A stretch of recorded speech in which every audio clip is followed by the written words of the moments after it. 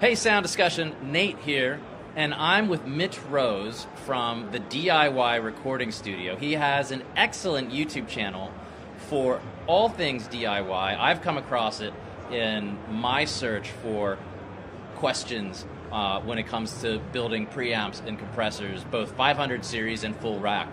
So, Mitch, lots of home musicians out there are scared of DIY, and they're scared of paying lots of money for stuff that's pre-built. Yep. So they stick with their interface, their inexpensive microphone, which does a fine job, and plugins, which are, expertly emulated, and they're supposed to do the thing, but we hear all the time about how hardware is so great, but then we see lots of producers and musicians staying strictly in the box. Mm-hmm. So building your own equipment doesn't have to be hard. It doesn't have to be scary. What are your thoughts on building versus buying? When should someone build? When should someone buy? And where can they get started? Yeah, cool. So my first thing, actually, I wouldn't mind going back to one of the other things you said about like big level engineers and producers mixing entirely in the box. And the misconception there a lot of the time is actually they're missing the part where they don't tell you that everything was recorded and tracked through high quality microphones and high quality analog on the way in, and then that allows them to do only in the box.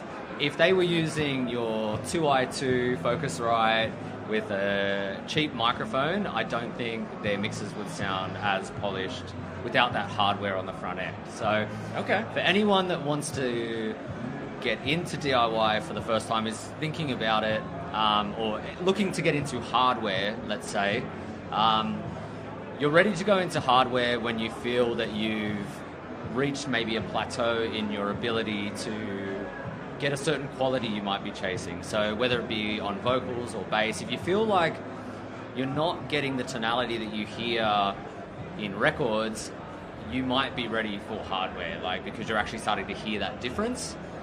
To go DIY, you obviously need to learn how to solder, and that can be very scary. Most people are, a bit put off by that, but it's actually not that hard a thing to learn.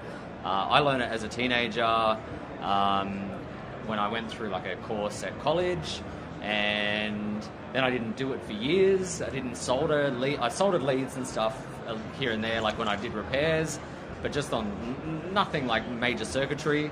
Hadn't soldered for years, and then I had a project when I went back to uni where I had to make a microphone, and I got a mic parts kit, and I was like, yeah, sure, I can do that. And I hadn't soldered in forever. It'd been years and years, and they're not hard to put together. Yeah, and no, if you're patient and you've got to get a good soldering iron. Yes, you do. You need good tools. Yeah, and you could watch a couple of videos for some techniques on how to solder neatly.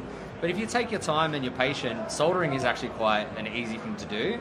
And it's actually a really fun thing to do. It's almost therapeutic in some ways. Cool. It's kind of like advanced puzzle building or something, That's a good way of putting it. Yeah, right. So you've got to look up the parts, and you've got to, figure out where to place them correctly and then solder them in. But on top of the benefit of doing DIY is obviously that you can get a high quality product like a Neve clone or a U87 clone or any of these bits of gear we covet for much more affordable prices. There's so many good clone kit companies out there for mics, preamps, EQs, compressors, and you can save a lot of money by going DIY. And the quality from these companies is as good, if not sometimes better than actually, this is a bit of a taboo subject, but I'll go there. There are certain companies that do clones, and people in the industry reach for those clones before they get the original now. And I won't mention any companies, but all of these circuit topologies have gone past patent. They're not patented anymore. Right. Everyone has access to what those circuits are, so it's very easy to recreate them. So there's no voodoo magic. It's just that hardware does have a sound. Running electricity through transformers and through transistors does a thing that software still can't do. Because we're talking about this is the thing. We're talking about billions of electrons moving through a circuit every second. Billions. How how do digital ones and zeros compute that many electrons? They can't, So there's something still that digital can't replicate that analog does, and we're all chasing that. And it's just that the magic of analog is just that there's real electrical things, physical things that are going on, and there are limitations in software and computing. So like I recommend everyone get into DIY, and I think the benefit I've found personally for myself, and I think you found as well, is that when you build these products for yourself, you learn more deeply how, say, a Neve 1073 works, or an API-style preamp works, or an EQ, or a microphone. By putting your hands on it and seeing every component, you start to get a gist of, oh, this is why this sounds like this thing, and this sounds like another thing, and then you more intimately know it.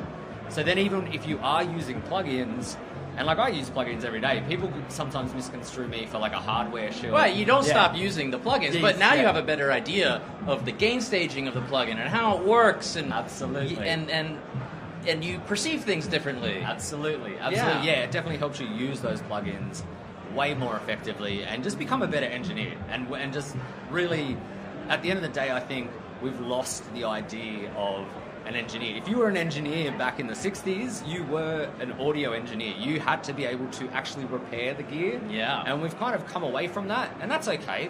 But I love the fact that we can go back and go, hey, I can be more of an engineer. Right, your gear is inevitably going to break down, and now you have a better idea of how to fix it. Absolutely.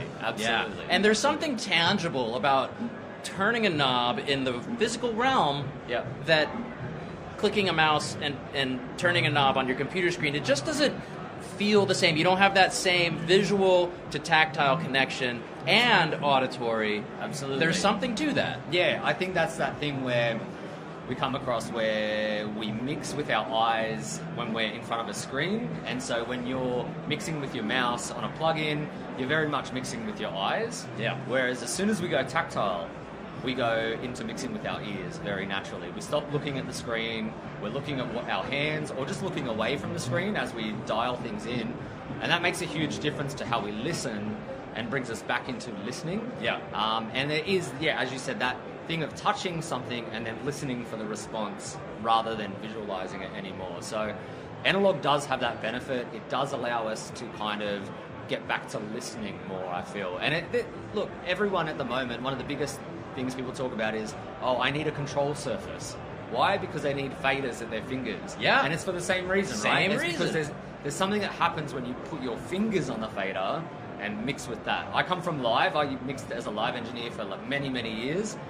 And I have a console in my studio for that reason, because I want to touch stuff, Yeah, right. Anyway. Wow, that was great. So this is your first time coming to NAMM, right? Yeah. And your first time in America. Yes, right. Man, welcome to America. Welcome to NAMM. Yeah. Thank you so much. And thank you for spending a few minutes talking about DIY and hardware. It's been wonderful to meet you. Yep. Thanks for your time today. Dude, thank you so much. All right.